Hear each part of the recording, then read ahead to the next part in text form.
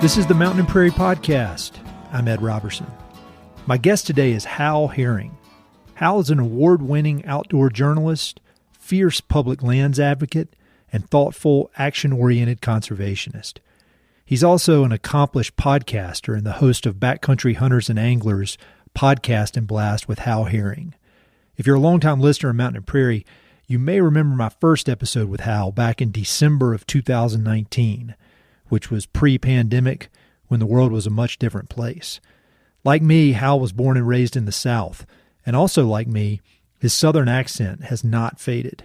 But he's made Montana his home for many decades now, and has established himself as one of the most respected voices in conservation here in the American West. This episode was recorded live and on stage at the 2024 Old Salt Festival on the Mannix Family Ranch in Helmville, Montana. If you're not familiar with Old Salt, it's a 3-day gathering in Montana's Blackfoot Valley that combines live Americana music with artists like Sterling Drake and Summer Dean, wood-fired cooking with chefs including Eduardo Garcia, and a general store featuring Western makers such as Kate Havstad, Jillian Lekuski, Christy Singh, and many more. The festival also includes a ton of onstage conversations about land stewardship, conservation, history, literature, and more. And what you're listening to right now is one of those conversations. Most of you are probably already familiar with Hal, but if you're not, you're in for a treat. Hal brings such energy, humor, and knowledge to everything he does, and he's personally helped me in my own journey to better understand this complex region known as the American West. In this conversation, we covered a lot, including Hal's journey from Alabama to Montana, his thoughts on the current state of family ranching and public lands, optimism versus pessimism, and who he admires in the conservation space. We also discuss his forthcoming book on public lands, an idea he's working on for a new podcast, and we take a number of questions from the audience. A few notes on this episode. First of all, this was recorded in June of 2024, so we were still a ways out from the election and any other policy-related issues that may have evolved since then.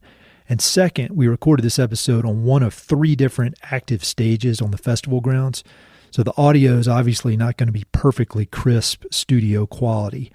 But I do think the recording will give you a great sense of the positive, thoughtful, and fun energy that permeates the Old Salt Festival. I know you'll learn a lot from this episode. I consider Hal a great teacher and leader, and it's always an honor to spend time with him. Tickets for the 2025 Old Salt Festival are on sale now, so follow the link in the episode notes to learn more about that and secure your spot at what will surely be another amazing weekend with amazing people. A big thanks to Hal for the conversation. Thanks to the Mannix family for opening up their ranch for this festival. And thank you for listening. Thank you all so much for coming. This is really exciting, and I love this setup. Last year was great, but this kind of more intimate setting is perfect, I think, for conversations like this. My name's Ed Robertson, by the way. I've got a podcast called Mountain and Prairie that I started almost 8 years ago as a side project. Obviously, I'm not from Montana with this accent. I grew up in North Carolina, but had an interest in conservation, land stewardship, and just started this podcast to talk with interesting folks doing important work in the West. And along the way, I was introduced to Hal Herring here, who I think is really, when you think about people doing important, meaningful work, who are really all in on what they're doing, Hal is really at the top of the list. He's an award-winning journalist. He is the host of Backcountry Hunters and Anglers podcast.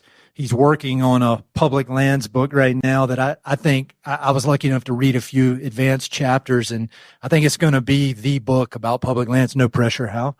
But he's really, I consider Hal a mentor, and so the fact that I get to sit up here and he listened to Hal share his wisdom with all of us is really an honor. We're going to have some time for Q&A, so I don't want to hog all the questions because I'm lucky enough to be able to call him up if I want, but I want y'all to have plenty of time to talk with him as well. So maybe how we could start out, if you don't mind, if you think I got a Southern accent, you wait till you hear this. How did you end up out here in Montana? All right. In 1988, I came to the Yellow Bay Writers Workshop on Flathead Lake. Yep. That was Annick Smith, who did the Last Best Place book later. Tom McGuane was teaching there. Oh, man. I think Tobias Wolff was there. It was a great experience. I took the train from Memphis, which sounded like a song. I got off in Whitefish, and there was a guy there, Denny. I can't remember his name. He was a tree planter. Denny took me to the Palace Bar, and I spent the night at their place. They were tree planters, right? Yep. So I had a tree planting contracted business in college.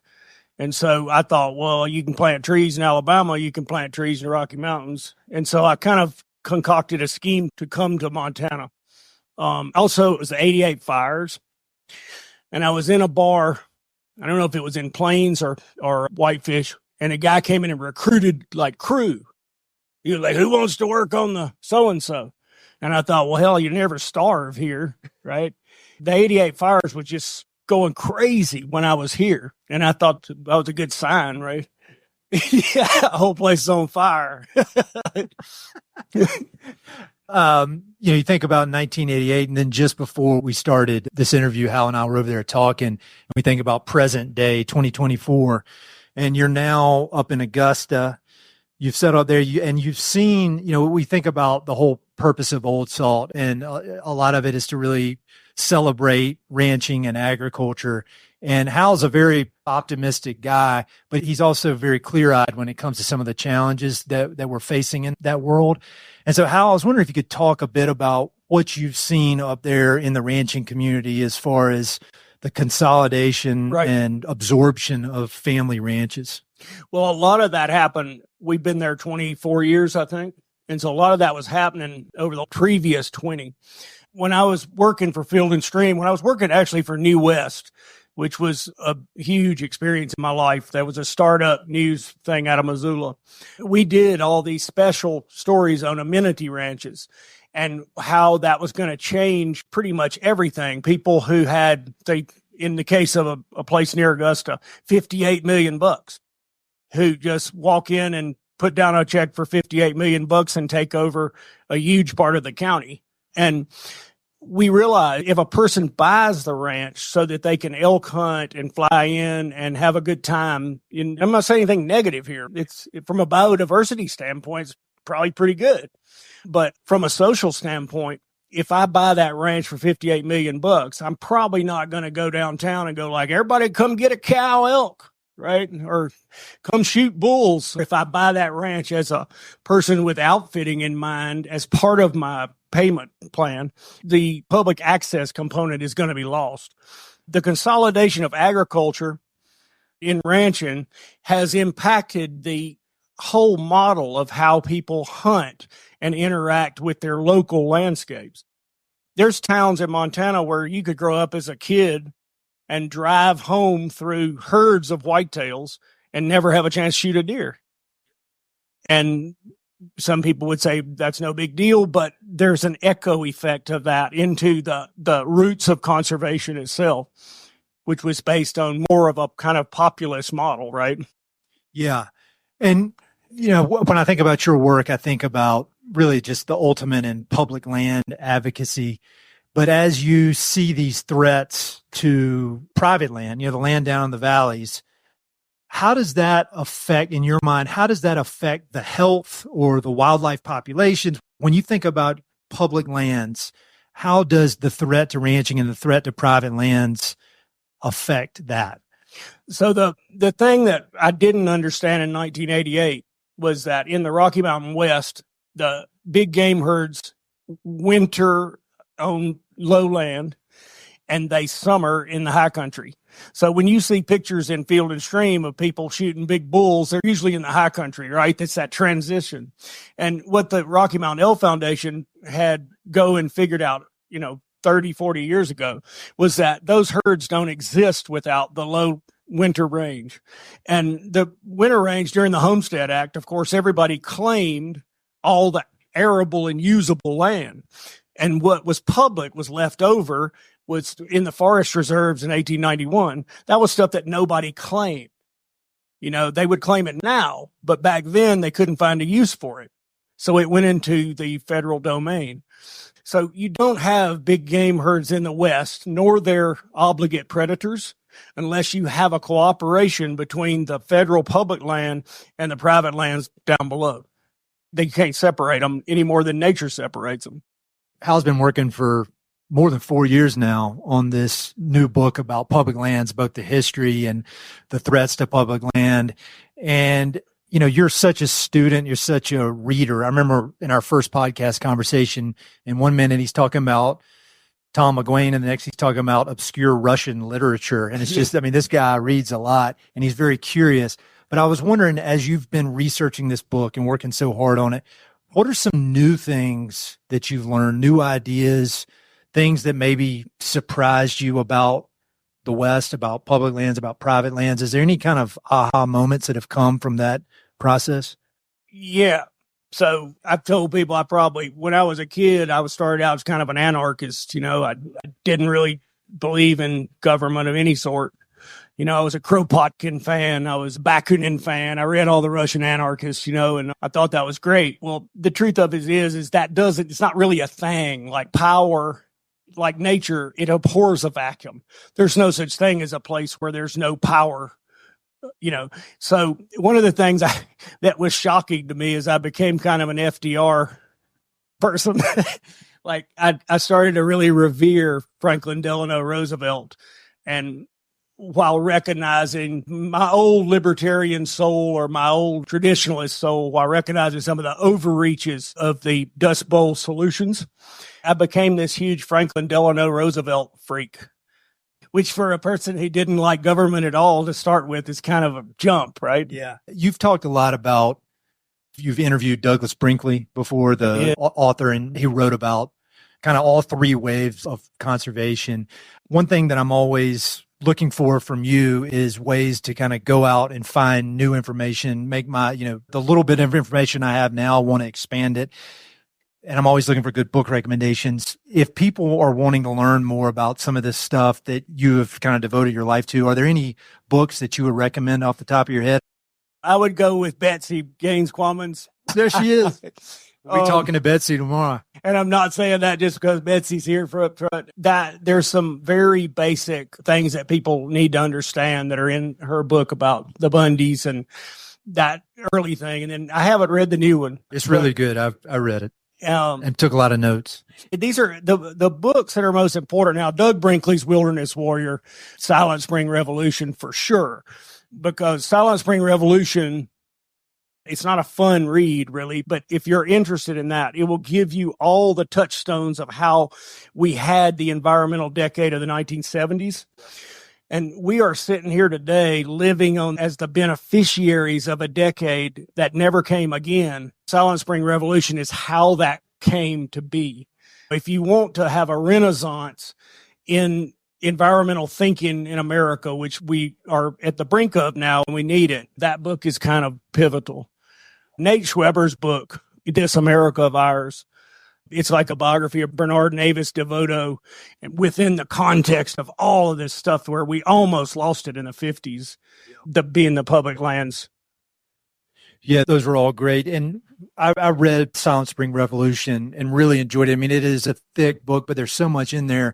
And the thing that struck me about that book is during that kind of third wave, how there wasn't much political pushback on things, even like the Endangered Species Act. I think it passed almost 99% passing vote. And when you think about where we are now, where everything is 50-50 or 51-49, and it's a massive fight, I'd love to hear more about what you think about how we make progress, whether it's private lands conservation, public lands conservation in this era where everybody's at each other. Because if you're on the internet, everybody seems so angry, but then you come to events like this where there's the full range of political spectrum and everybody can talk about these things in a civil manner.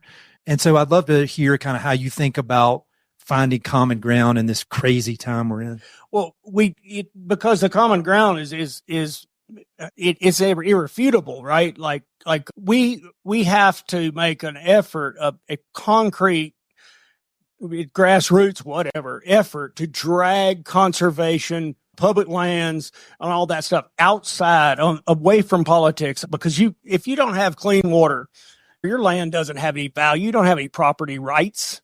If you're buying water from a truck, as they're doing in Mexico City right now, and you're like, the freedom, well, they can just not bring the truck. So if you want freedom, if you want autonomy, sovereignty, then the environment is your thing. And this is not neither left nor right. The communists have the worst environmental record on earth. All despots have the worst environmental record on earth. There's never been an eco-despot. You look at the overthrow of Allende and Pinochet in Chile. Yeah. They sold the rivers, right? They didn't give them an ecotopia. They never do, because the ecological values are born in a democratic republic. They're born in a common experience. They're never born under despotism. There's never happened. You look at like Mayakovsky during the Bolshevik Revolution. He goes, the mountains themselves will be leveled at the behest of man's need, right? I mean, he's like the most creepy dude ever. And you have I could go on and on about I studied the Russians. You know the word Lysenkoism? Mm-hmm. I've heard it. Yeah, it's where you just make up science and they make like turnips out of paper mache while people were starving, and they would take pictures of the turnips. And Lysenko would come up with another crackpot like ag theory, because Stalin loved him, right? He could do whatever. He could plow it deeper, build the turnips out of paper mache. Nothing mattered. And that's what happens when you fail in the democratic experiment. You don't get clean water. I mean, you just look at the dysfunction in Mexico, and there's some good things happening there, but they're a little too late.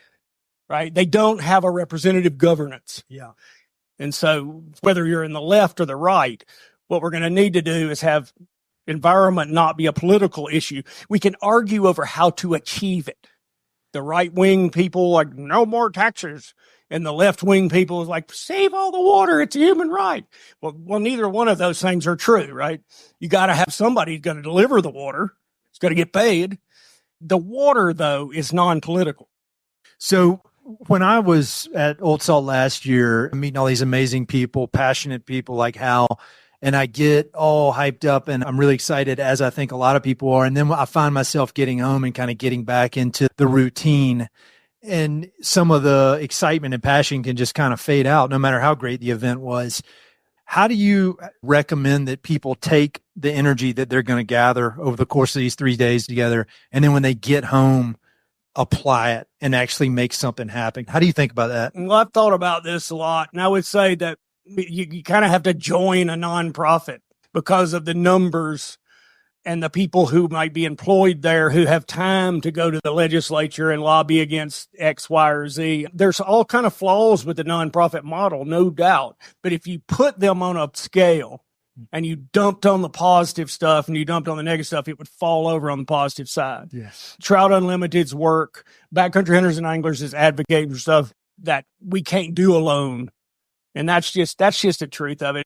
You're very well known for your podcast with Backcountry Hunters and Anglers, but when you and I were getting ready for this, I learned about a new podcast idea that you're in the process of getting going, and I'm sure everybody here would be excited to hear about that. Could you just talk a bit about that new podcast, kind of why you decided to do that and kind of what it's going to be?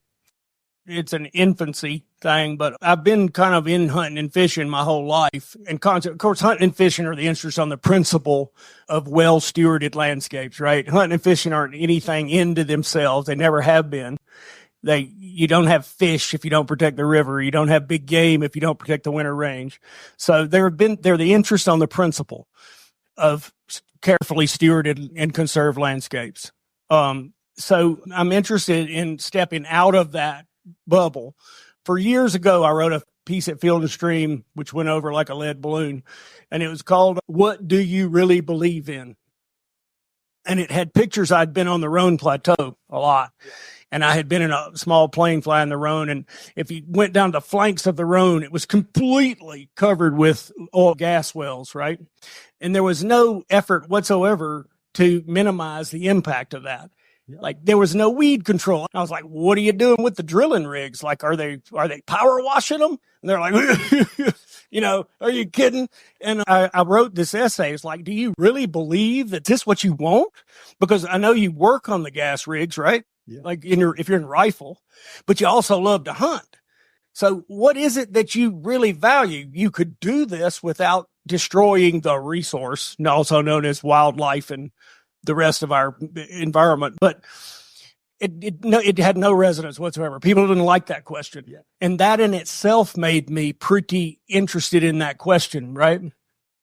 And so in this new idea, if you were looking at Cormac McCarthy's book, The Road, and the little boy keeps asking his father, what is it that we're doing here? You know, mom killed herself, like there's cannibals.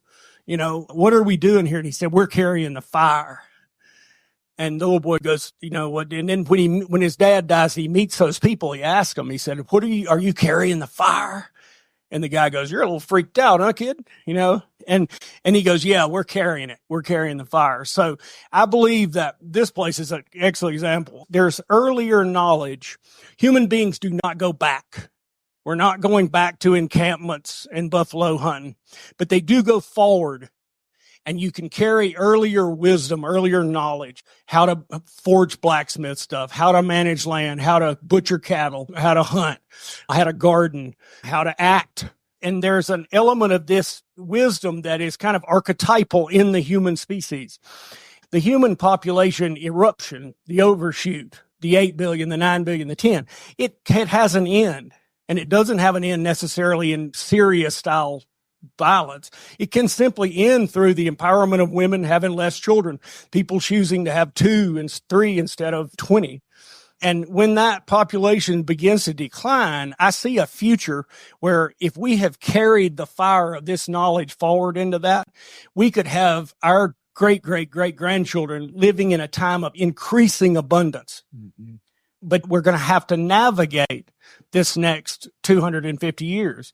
And for that to be successful, we need people who know how to plant a turnip, right? I believe that when that refiner's fire has passed over our species, we will have learned the myth of our separation from everything else. I really do, because everything calls upon us now to understand that what we do to nature, we do to ourselves. But still, we hold on to this Garden of Eden type aberration where we're thrown out of the garden, right? And I do believe that there's a point where that separation will not be a part of our worldview. You got your finger on the pulse of so much that's going on out here. And you've kind of been ahead. Like if there's a threat facing public lands or conservation, you've seemed to know about it or be warning about it before it came on my radar. And I'm relatively plugged in. I was wondering, not to get negative, but just to get realistic here, when you look forward 3, 4, 5 years, are there any things, whether it's legislation or whether it's corporate trends or even just political things, anything that's worrying you that you think is a threat to public lands, private lands, whatever? The 1872 mining law is probably one of the most egregious pieces of legislation that we haven't changed. If you look at rare earth plans for lithium mines down in the Chalice National Forest, or look at this stuff up in the Bitterroot, I'm not necessarily anti-mining. I'm not at all. But to mine under the umbrella of the 1872 mining law would be very stupid. And we would be giving away American resources to the insatiable global market. And the Harry Reid of Nevada, who blocked reform of 1872 mining law forever, a Democrat, right? But Harry Reid has passed on into the great beyond. We could revisit this. And that's one of the major threats. On another thing, Congress needs to write the Waters of the U.S. rule as a bill and pass it as a law in whatever flawed sausage it comes out. We have to find a new way to protect America's water. We have to find a new way to responsibly get minerals that we need that doesn't leave us all with freaking the little Rockies. We got out of the Dust Bowl. We restored wildlife from 1934 to levels that nobody could ever dreamed of. I mean, this is easy. And it's also a testimony to the dysfunction in Congress, which we also can fix because we're voters. Reform the 1872. Repeal, rewrite the 1872. That would give me hope in a lot of ways, politically, public lands wise, America. Yeah. Yeah, let's do it. Are you optimistic, pessimistic, healthy mix of both, a realist? How do you, when you know these issues so well and you know them very clearly, what do you think is going to happen? Do you feel like there is a path? I mean, I think there is in theory, but do you think there is in real life? It's like in that movie, The Life of Pi. He goes, which story do you choose? Either he was the cannibal of the boat or he was living in this idyllic paradise. And he's like, which story do you like the best? We're totally capable as a nation of making these decisions. And I tell you, I am a realist and I understand there'll be failures, but you know, it's good. I really believe in conflict up to the point of violence, because once the violence comes, as you've seen with the militia people, you don't get to argue. Remember, I was like at the Bundy thing. I said to that guy, we were arguing. He said, your words have just as much importance as mine here. You know, we're standing around the fire. And I said, well, not really, because you got like the AR. And so it's like my words are not quite as impactful as yours, because you could just choose to point that at me if you don't like what I'm saying. So, you know, in the West, they say, what is it? Ballot box, soap box, ballot box, cartridge box. So we're at soapbox now, where you're trying to give your version of what things are and can they be better. And most people are going to agree that dispersed economic ranching with good grass and better water is a better model. I don't care. You can do all the economic models and talk about efficiency. And what efficiency does is create fragility, as we saw during COVID. There's $1 billion that the Biden administration just brought into local beef processing. It's an extension of the CARES Act that was in COVID. I'm already seeing that. In Valier, Montana, we're going to pick up a pig that's butchered by some of the best people I've ever met. We are seeing that. In Augusta, we have a processor. It's already happening. It's happening right now. And it took federal money. And so I see it in some ways, it's getting better. Everybody complained about the $1 billion because it didn't address the meat monopoly in the right way. And I was like, what? That's true, it didn't. But if you build from the bottom, you're going to take the power away from these people who I consider to be, I don't think they're bad guys. I think they're making billions of dollars. They don't want to give it up. But it's going to take some of their power away. I had the pleasure of interviewing Chris Tompkins of Tompkins Conservation, who's created about 15 million acres of national parks in Patagonia. And she was talking about hope. She said, I'm very glad you hadn't asked me about what gives me hope, because she said in her mind, that's a cop out just saying I'm hopeful about this. She said, you got to earn hope. Hope comes from action, and hope is a byproduct of doing things. And so I would love to hear from you you could go on, and I think everybody here is an example of that, but of whether it's organizations, individuals, people who are on the ground making stuff happen, whether it's very simple, basic stuff, or whether it's the most groundbreaking conservation you come up with. But who do you see as taking action that leads to hope? Well, there's too many of them to list. I mean, you're coming from the land trust world, and I think the success of the land trust world proves that people do want to see open space.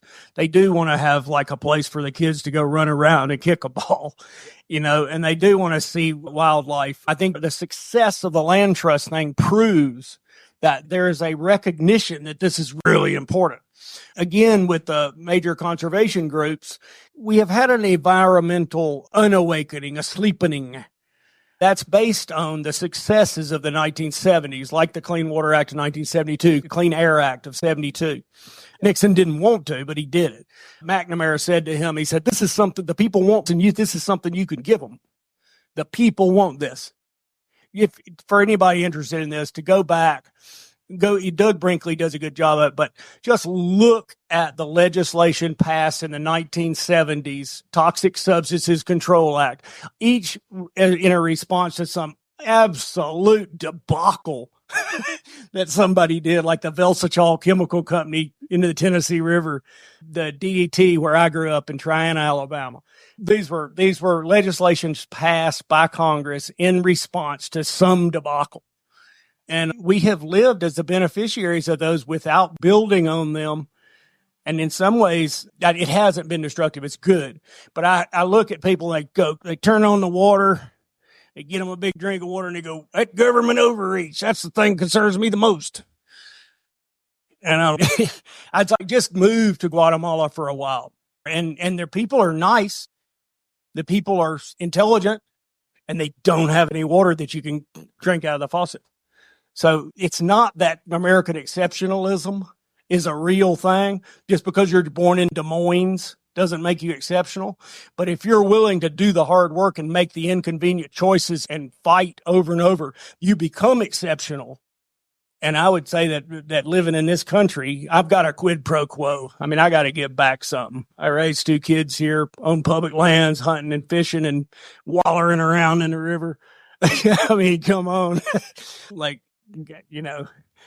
You've given back more than your share, I'd say. I mean, just to me personally, what I've learned from you is really off the charts. And I know it's the same to a lot of these folks. And so I'd love to open it up to questions.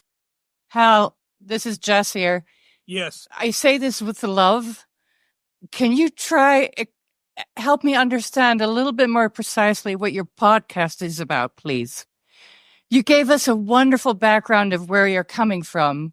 But so what kind of podcasts do you think will happen? I would like to integrate like the Doug Brinkley and Yvonne Chenard with somebody, Eduardo Garcia, for instance, because the same thread, the same fire, it runs through the podcast that I started 7 years ago or whatever. It's all the way through there. But I've also done a whole lot of policy and issue podcasts, and the audiences are not the same, right? There's abstract context and good time and in intellectual exercise. And then there's like, how are we going to solve this tag allocation down in the Madison Valley? So those are 2 different things. Equally important and equally part of this fire, right?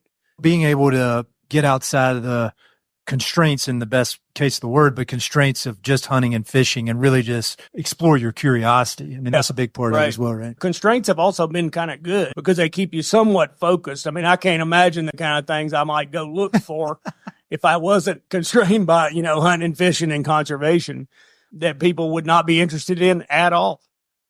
I would. All right. We got another one. Okay, go for it. So Hal, following up on that podcast idea, I think it's really interesting to think about how we make sure that we broaden the conversations enough to where we can reach a mass appeal and generate a mass interest in an era when people, I think we've moved past 140 characters, but we still have the attention span of a gnat right now.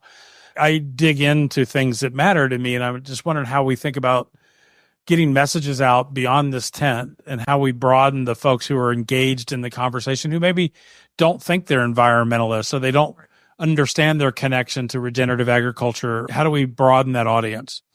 Well, I think that you're not going to broaden it like infinitely, right? Because there's always going to be people who are too busy. Like if you're real poor and you're working 72 hours a week, you don't have time for that, right? So I think that you broaden it by, I used to at Field and Stream, Jim Posowitz taught me, he said, you got to be careful because there's a litany, you're starting to get caught up in a litany of disaster. You're going, oh my God, the mine is destroying the river, and people are going to have short attention spans for that. And he said, I want to see you move towards celebration more. And Jim Posowitz told me to do it. I just go do it. I begin to write pieces. But the rest of it has been like a celebration of fishing with little kids on the Marias River. And isn't it lucky that we have this? And most people can relate to that. The idea of wilderness, for instance, I think about Sennheiser coming up with working 10 years on the Wilderness Act. Well, part of that was that mutually assured destruction and nuclear destruction out here. It made people question, shouldn't there be some places that are left without people's like imprint?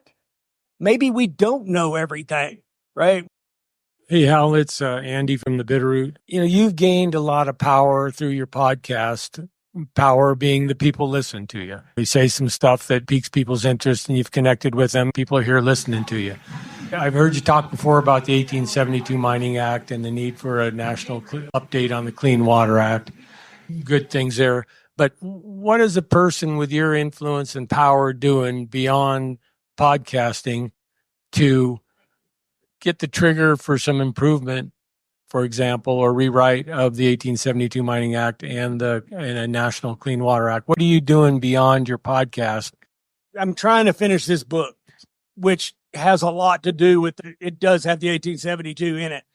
I lived in the Bitterroot there, and I used to work at Bitterroot Restoration in Corvallis, and we had the Little Rockies project, right? The Zortman-Landusky mine. And so with my friend Steve, who I worked for then, we traveled all around and we saw the mines. We worked on them doing erosion control and planting. And if you don't think that could be done better, all you got to do is go to work doing that. So what am I doing? My contribution right now is trying to finish this book. I hope to go tomorrow afternoon to Montana Sportsman's Alliance meeting. The power is only in groups. You kind of have to get with other people of like mind. I mean, it's still a democratic republic and it works. It's kind of like the alcoholic's prayer. It works if you work it, right? I'm very concerned with people's feeling of disempowerment and I don't know how we'll do about that. and one of the things I'm seeing is as people feel disempowered in our country, they also seem to be lowering our expectations of our own behavior and our own government and ourselves. Are you doing anything to take those ideas and put them to people who could draft legislation? I hope so, through journalism. When I'll say, it's not about me, but I was in the real estate business for the vast majority of my career. And about the time I'd met Hal, I'd been listening to his stuff and absorbing his stuff, absorbing the work of Douglas Brinkley, absorbing all these conservation minds. And I mean, I'm an Excel spreadsheet guy. Like I went to business school to do finance. And it was because of guys like Hal and their influence that I quit that job and went and was conservation director of a land trust for 4 years before I went all in on this podcast stuff. You can't underestimate, in my mind, the influence that guys like this have, because I'm the number one example of it's because of guys like Hal and books and thoughtful people putting their words in the world that made me devote my professional energy and all that ridiculous education to, in my case, water rights and trying to figure out a way to keep grasslands intact. So thank you, Hal. So I work with the Mule Deer Foundation on a sagebrush restoration crew, and we've done about 1.25 million plants right now. We're working on active restoration, and that economic model, paying all those people on public land, is changing somehow the politics there. I have a question about Project 2025. What do we need to keep in mind? How do we need to think about that? Project 2025, which the Heritage Foundation is putting forward, it's basically a dismantling of all of the structures that we have sort of depended on in the United States since FDR and before. And that is just no big deal. It's if we choose that, we will reap the whirlwind. And I'd refer you to Michael Lewis's book, The Fifth Risk. He wrote this book about what happens when you put some buffoon in charge of FEMA, because the government can't do anything right. This is what they say over and over again, right? And then they go like, we're going to put a total idiot in charge of NOAA. And then they're going to wonder why the fisheries collapse. And then they're going to go, fisheries collapse because the government can't do nothing right. So that's Project 2025 in a nutshell. It's to place loyalists to this anti-government ideology in positions of power. And don't ever be fooled. They're not talking about getting rid of the government. When their guys in, they love the government. the Bundys quit waving those little constitutions when Trump was elected. It was such a revelation to me and a sad one, but it saves you a lot of energy. I didn't have to argue about it anymore, like the Posse Comitatus Act of 1879. Well, they weren't worried about that anymore when their guy was elected. All of a sudden, when Clinton was in and they were doing terrible things at Ruby Ridge and stuff, they were like, overthrow the government, over, Posse Comitatus. But as soon as they were in power, like at Bush 43 was elected, you didn't see it. You followed this completely. Like that all quieted down. So there are people who simply want power on the left and the right. The Heritage Foundation right now is stocked with them. And they want to break things. Who knows what their motivations are? But it's our ability to choose that. They've made their point clear. I'd like to reach back to, you talked about the need for celebration, because I think a lot of things were done after debacles, to use your term. Right. And it's very true, and good things that come out of that. But I think nonprofits raise money on crises, whether you're the NRA or the Sierra Club. And by emphasizing those crises, I think we have a negative effect on the next generation's attitude towards the outdoors. About, 15, 20 years ago, there were a number of grad students at the University of Idaho in environmental education who were doing studies looking at what they've seen as kids being scared of the outdoors, whether it's water quality issues, and even with grizzly bears. You got to be bear safe. It's all important. I just got off the North Fork of the Flathead, and we did all the bear protections. I can't get my wife to think about going out and camping outside of our RV. So I'd like you to see your reflection on how do we overcome that? How do we get people's attention without scaring them? Well, I did a podcast with Rue Mapp, who runs Outdoor Afro.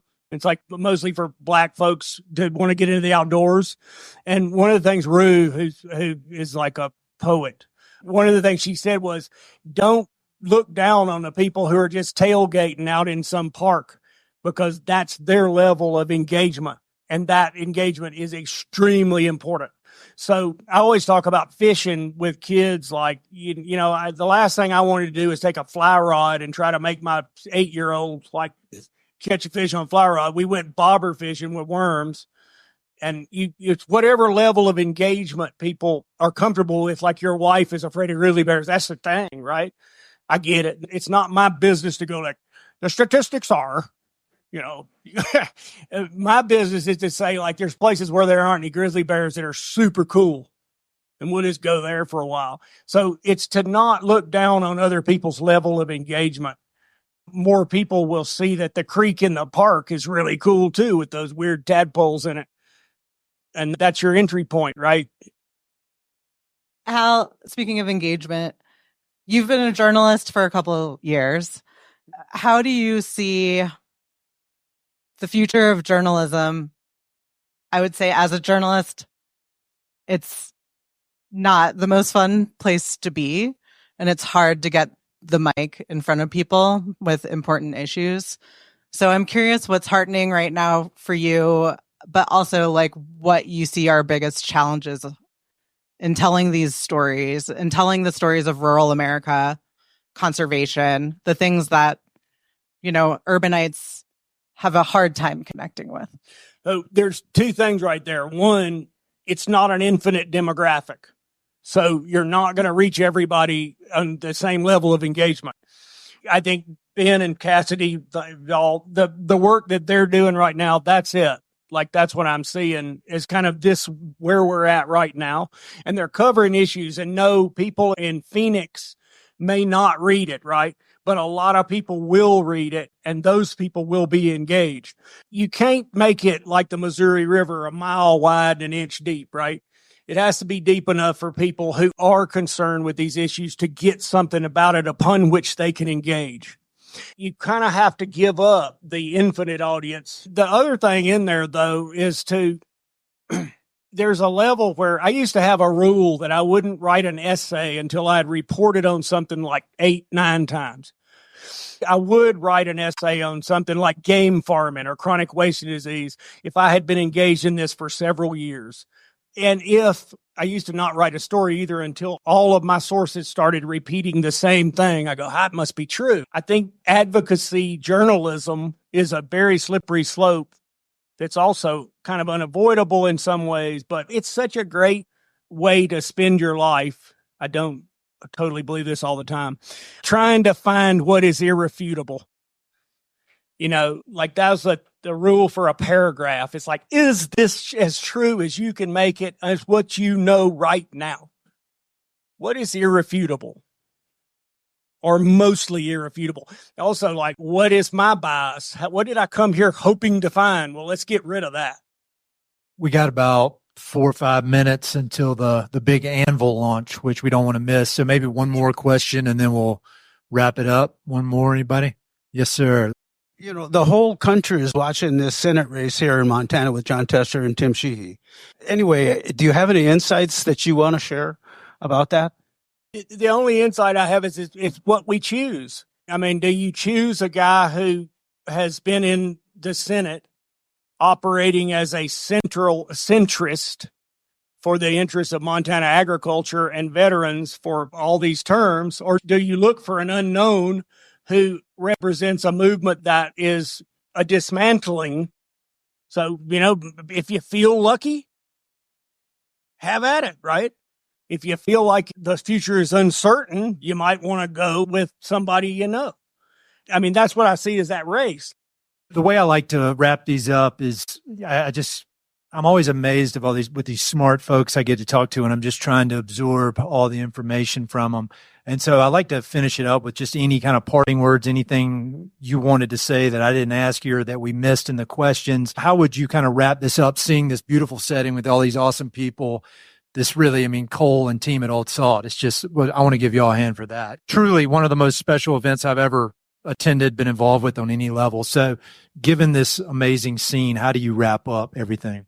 There's great things happening, and the world is created by those who show up. So just show up to whatever level of engagement you're comfortable with. If that's crossing the Bob Marshall, on foot in 36 hours, that's great. If that's going down to the creek with a bobber, that's great. Engaging in the natural world as an inhabitant and not a visitor is the act of subversion of a paradigm that I think is destructive. Is to simply engage, like go fishing, go wandering, go look at some plant that you never figured out what it was and go what is that?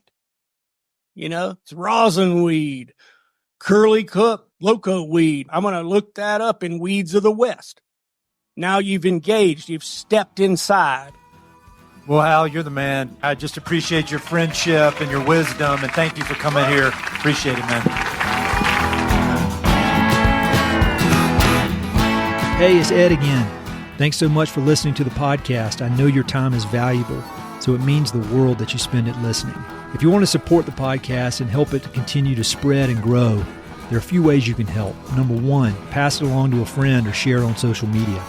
Word of mouth recommendations are the most powerful way for ideas to spread, so I'd love it if you could share the podcast with a few pals who might enjoy it. Number two, you can go to Apple Podcasts and give it a 5-star review. Good reviews encourage the Apple overlords to suggest the podcast to others. So there's a link in the notes if you'd be so kind as to give it 5 stars. Number three, you can support the podcast financially via Patreon, and there are exclusive benefits for those who do, including a monthly behind-the-scenes newsletter, Mountain and Prairie stickers, live and recorded video chats with podcast guests, and much more. Number four, I've also got 2 emails that I send out. The first is my weekly email called Good News from the American West, which I send out every Wednesday. It's only positive news, something we can all use a little more of these days. And my other email is my bi-monthly book recommendations email. One email every other month with 5, 6, 7, or 8 books that I've recently read and highly recommend. The thousands of people on both of these lists will vouch for me. No spam or other funny business. And number 5, finally, check out my online store for Mountain and Prairie stickers, shirts, and coffee mugs. I've got some really cool designs from Western artists with more on the way. So head to mountainandprairie.com/shop to check it all out. I'd love to connect with you. I'm on Instagram and LinkedIn, so look me up on either of those platforms by my name or through the links on my website. All right, that's it. Thanks so much for your support.